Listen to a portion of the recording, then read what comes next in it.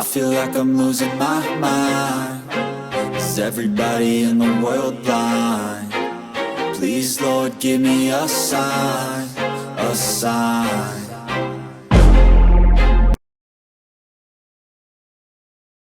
So this amp was featured in a previous video where I took home a whole bunch of gear from a yard sale that I found, and I actually tested it in that video, and here's a little clip from that video itself.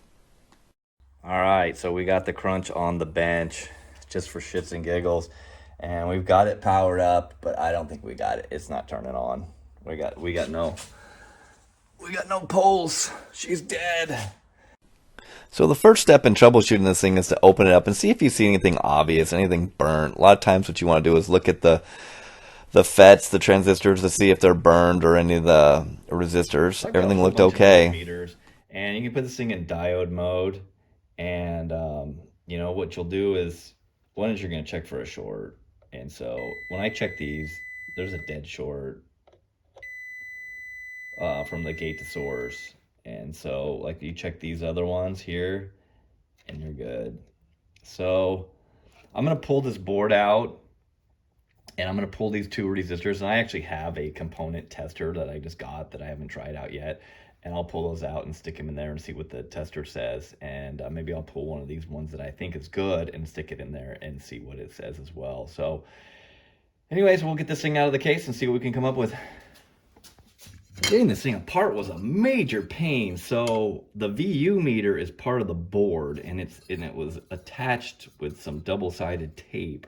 So I couldn't just get the board out. And so it was really, really difficult to do this.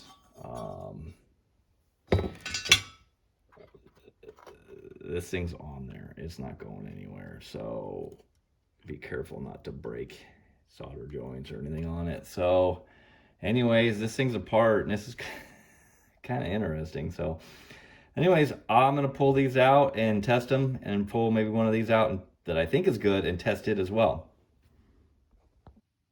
So I'm a total dingbat. So I didn't realize this until I was looking and I tested these things, that two of them that tested as MOSFETs are these two. These two tested as diodes because they're rectifiers. They're not MOSFETs. Most of the amps I've ever worked on had more than just one per channel input MOSFET. So, and then these are the rectifier diodes. So I was like, well, I think they're good. So then what the hell's wrong with this thing? So my buddy Dan was like, hey dude, check around with the, you know, and your grounds and your stuff and whatever on the board. And I flipped it over, and plain as God, I mean, I've opened it up a little bit, but there's a break right here. Okay. And if you follow this break, this is my ground input. So the reason why it's not turning on is because there's no ground input. And so if you look at this board, it's not like a crazy multi-layer board, and I looked underneath it to see if there's more ground layers or whatever. I don't think there is. So the ground goes to multiple points and places and stuff. So what I'm going to do is take a small wire, and I'm going to solder it from this point to this solder blob here, and I'm going to see if this thing powers on. Okay, the reason why I'm using a small wire is because there's a reason why this thing burned up before. Okay, most likely it was because maybe somebody hooked it up backwards, which I'll show you a little something.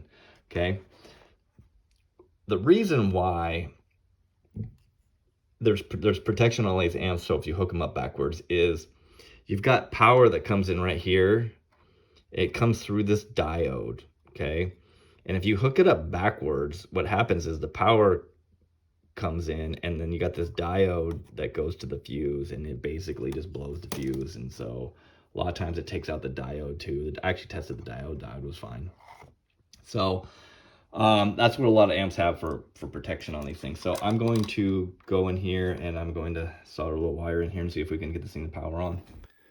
All right, so I got this jumper wire soldered in across the break in the board, and I I got this thing, got power on it, so let's turn this thing on and we'll see if it powers up. And it did for a second. And then it goes off. So it's on. Oh, stayed on this time. So it's on. And we look okay. So it may be, the reason why it was finicky is because I've only got very low amperage on this thing. So let's try this one more time. Okay, it's off.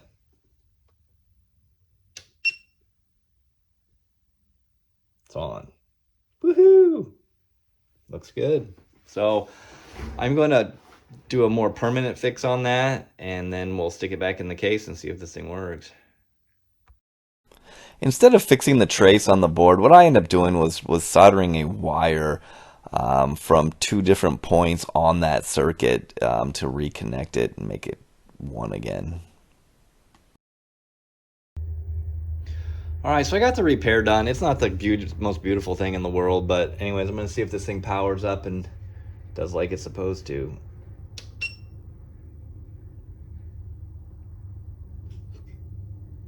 Yep, she's on. Good deal. So we're going to stick this thing back in the case. Alright, so we got this thing all back together and got some music queued up, and we're going to see power this thing on, see what it does. Oh, son of a gun. Woo. Doesn't sound very good.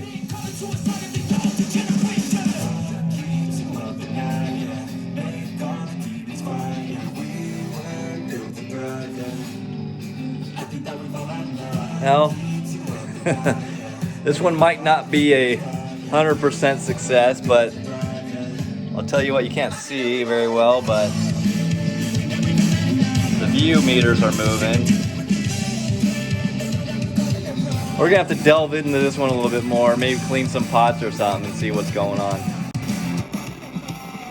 So you can tell that it looks like this right channel is struggling, so I have to get into that and see what's going on. Alright, so we got this thing open and giving everything kind of a wiggle test.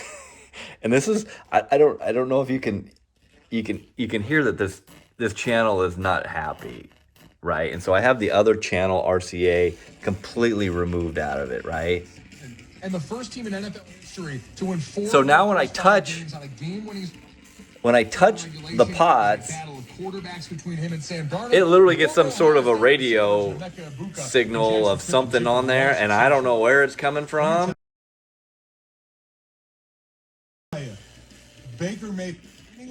But I take my finger off and it goes away.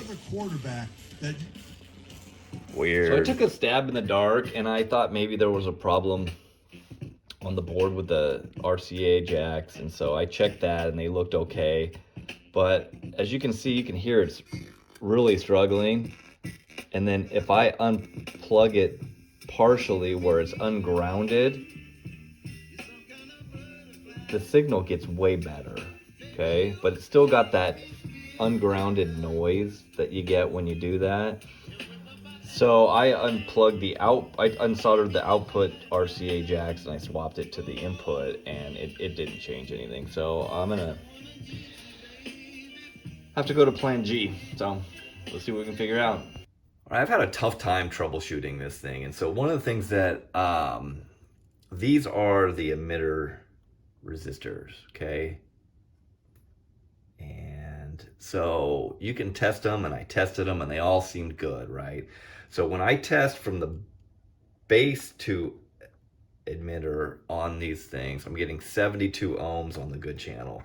And when I go to the bad channel, I'm getting, you know, mega ohms. So there's a short or something going on here. So after watching the Ellensburg guy, check out this guy's channel. This guy does repairs, and he's really good about talking through what he's doing and actually showing you how he's testing things and the repairs he does. It's great channel. He's really cool, and he's very thorough. So one of the things that he ran into was just a bad fucked up connection. So this resistor tests fine. Okay. All right, so when I move this resistor, watch it. So we got our reading, and look, when I push it over with my finger, I'm sorry I can't really show it very well, but when I push this resistor over, shit, it's really hard to hold the probes and do all this stuff.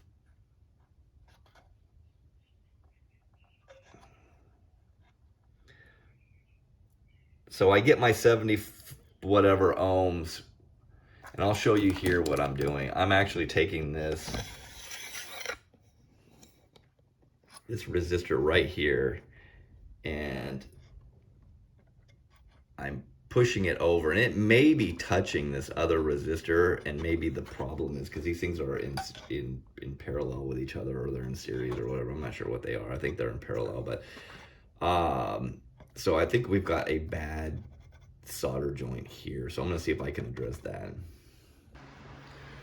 All right, so what I actually really kind of did was, you can see these right here, here, and here. You got one resistor, and then you got another resistor, and these things are in series with each other. And so I went through and I reflowed these and then added some new solder to them. And as you can see, when I test them, I'm getting the 72 ohms that I get when I go to the good side. So I'm gonna throw this thing back in the case and fire it up, see if it works. All right, so we got this thing back in the case, and we're gonna fire it up, see what we got. Hope for the best.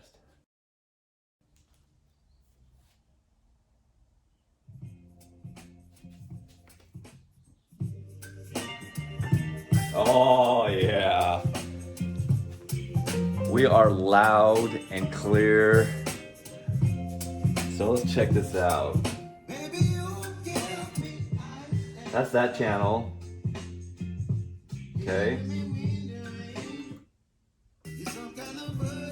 Both channels happy as a clam.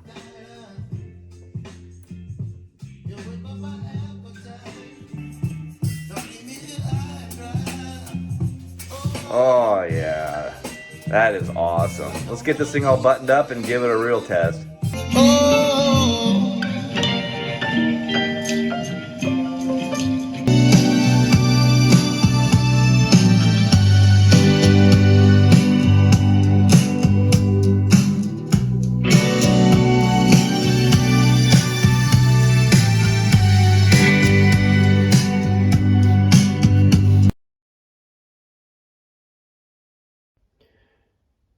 All right, so we've got this beast on the dyno. We're gonna go 4 ohm stereo. Both channels are loaded, and you can see the VU meters on it as well. So let's see if those VU meters go to 100%.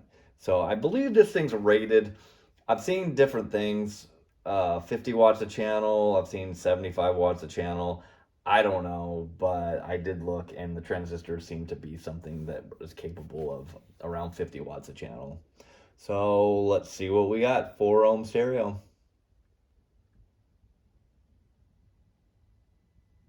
Looks like we got 31 watts. All right, so we're gonna try bumping up the voltage. We've got the voltage that was 13.6, so we're gonna bump that up to 14.4. Let's see what this thing will do, this beast.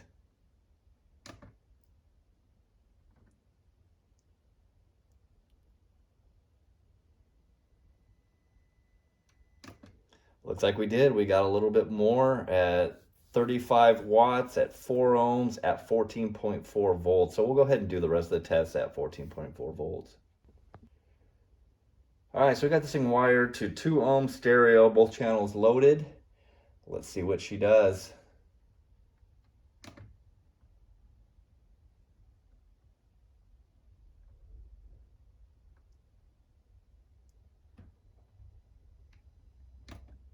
Looks like we got 42 watts. Not very impressive. All right, and what you all been waiting for, I'm sure you guys are really in suspense. So let's see what this thing does at 4 ohms bridged.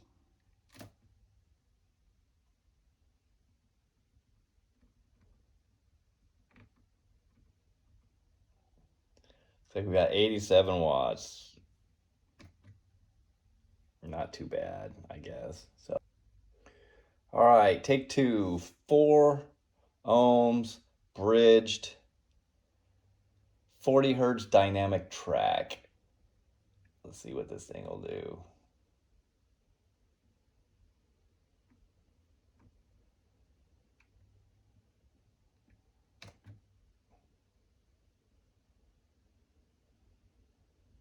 Looks like we got 93 watts. That's all she's got, Captain. That's all she's got. All right. Well, while this thing didn't quite make the power that it, is advertised, I'm pretty pleased with the whole process. I really enjoy doing this, and thank you to Dan for all your advice, and I'm gonna put a link to the Ellensburg repair guy. His videos are great, man. Watch that stuff. You'll learn so much, and don't be afraid to dig into these things. Find amps like this, and I did find out where I got this from. I have a video on that at the yard sale haul that I got this thing on. So this thing was basically, at this point, was free. I bought a huge pile of stuff for like a couple $100. So, find it, fix it, play around with it. If you screw it up, you know what? Don't worry about it.